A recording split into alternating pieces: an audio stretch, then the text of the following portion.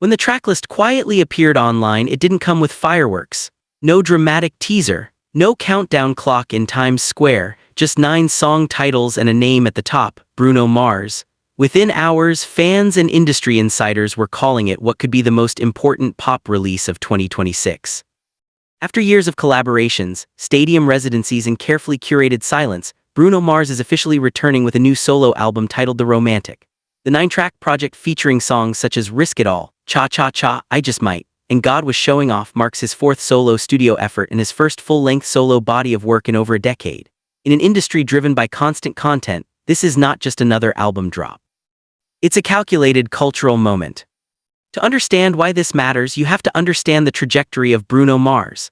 Born Peter Jean Hernandez in Honolulu, Hawaii, he built his career the old-school way through songwriting, live performance, and relentless perfectionism.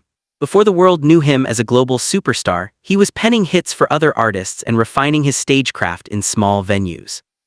His breakthrough came with Doo-Wops and Hooligans in 2010, followed by the explosive success of Unorthodox Jukebox and the Grammy-sweeping 24K Magic.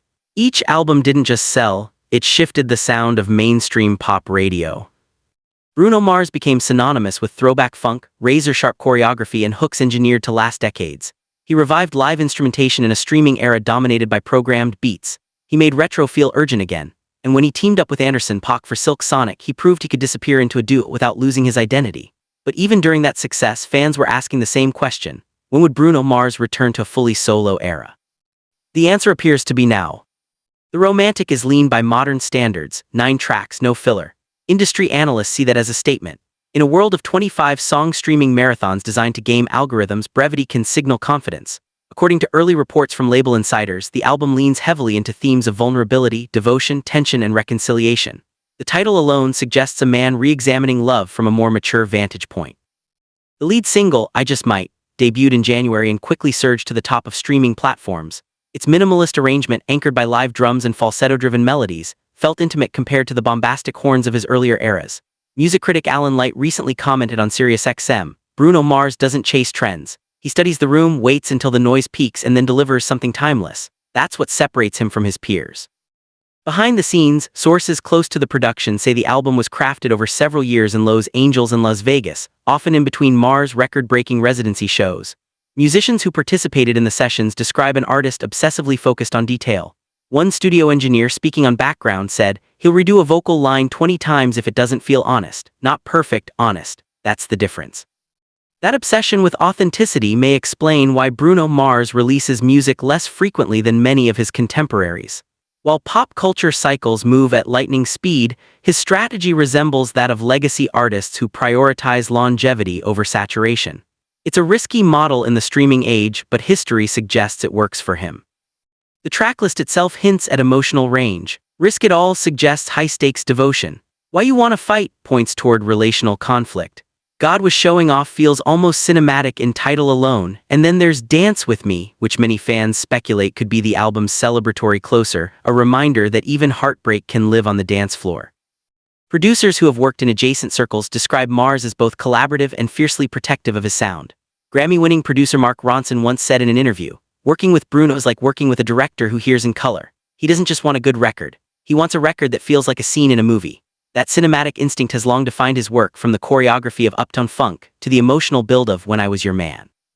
But beyond the music, the return of Bruno Mars carries broader implications for American pop culture. In recent years, the charts have been dominated by genre-blending newcomers and viral sensations born on TikTok.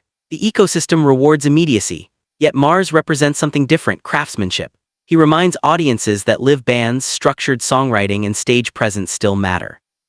Cultural commentator Jemele Hill recently noted during a podcast discussion about legacy artists, "There's something reassuring about performers like Bruno Mars. He bridges generations. Parents trust the musicianship. Younger audiences feel the energy. That's rare." Commercially, expectations are high. Industry projections suggest The Romantic could debut at #1, driven not just by streaming but by strong vinyl and physical sales, a testament to Mars' cross-generational appeal. Retailers report pre-orders exceeding initial forecasts, especially among collectors who see his releases as event pieces rather than disposable playlists. Yet perhaps the most compelling narrative angle isn't commercial at all, it's personal evolution. Over the years, Bruno Mars has often kept his private life guarded. Interviews are selective. Social media is controlled. The mystique is intentional. With song titles like On My Soul and Nothing Left, fans are speculating that this album may peel back more layers than previous projects.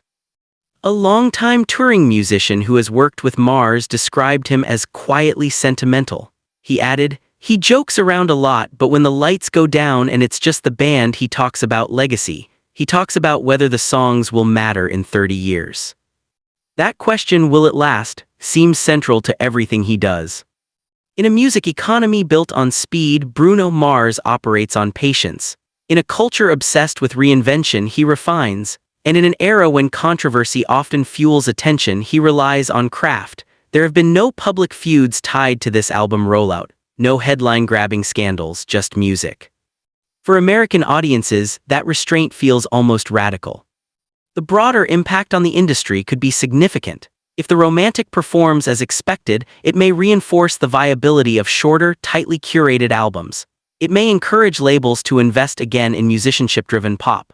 And it may remind emerging artists that longevity is built in studios and on stages, not just in algorithms. Streaming data from the lead single already indicates cross-format appeal, charting in pop, adult contemporary and R&B categories. Radio programmers praise its structure and replay value.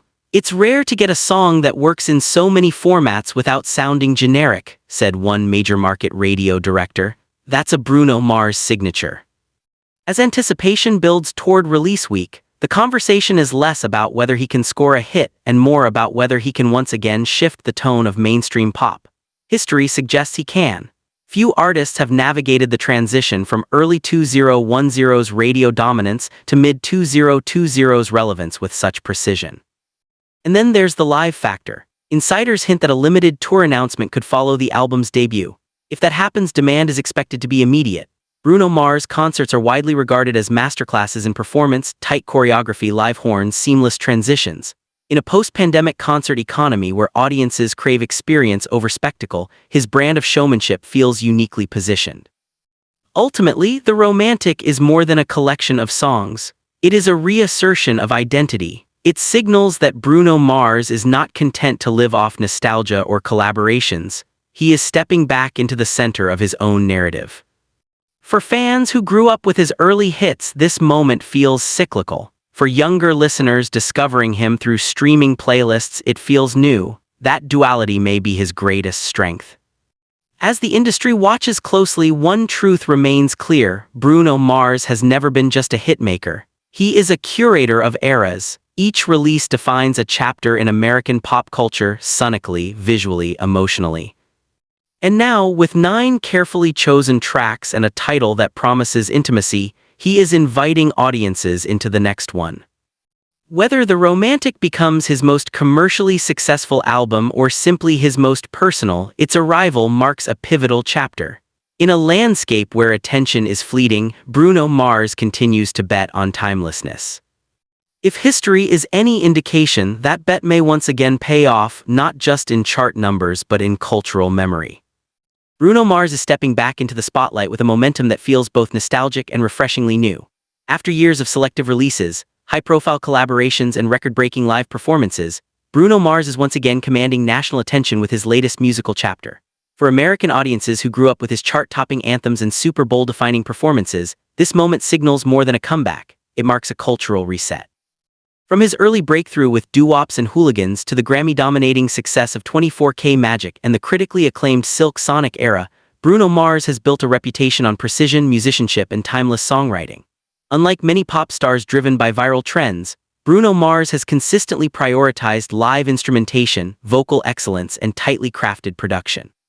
That commitment has helped him bridge generations of listeners across pop, R&B, funk, and soul.